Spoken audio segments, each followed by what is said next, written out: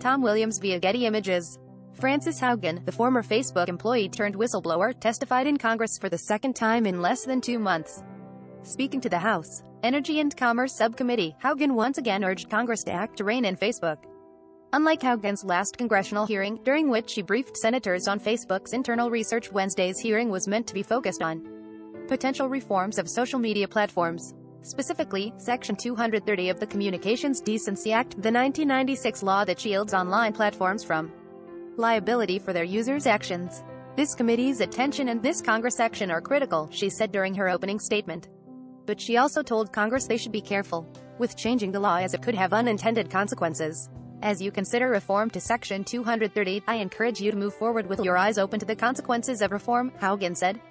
Congress has instituted carve-outs to Section 230 in recent years. I encourage you to talk to human rights advocates who can help provide context on how the last reform of 230 had dramatic impacts on the safety of some of the most vulnerable people in our society, but has been rarely used for its original purpose. Pennsylvania Representative Michael Doyle began the hearing by acknowledging the importance of Section 230, but said the court's interpretation of the rule should change. To be clear, Section 230 is critically important to promoting a vibrant and free internet, he said. But I agree with those who suggest the courts have allowed it to stray too far. But throughout the hearing, there was little discussion of specific changes or potential legislation that would change 230. Many members of Congress repeated the need for bipartisan action, but there seemed to be little agreement on what actions they should take.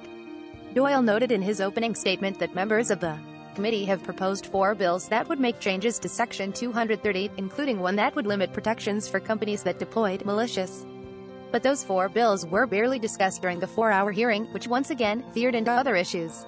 Many Republican members on the committee opted to focus on censorship and their belief that platforms like Facebook are biased against them. Haugen countered that Facebook could implement changes that would make the platform safer regardless of a user's political beliefs.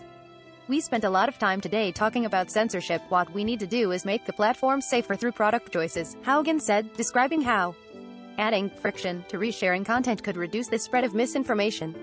We need solutions like friction to make the platform safe for everyone, even if you don't speak English. At one point, Jim Steyer, CEO of Common Sense Media, appeared to grow frustrated. I would like to say to this committee, you've talked about this for years, but you haven't done anything, he said.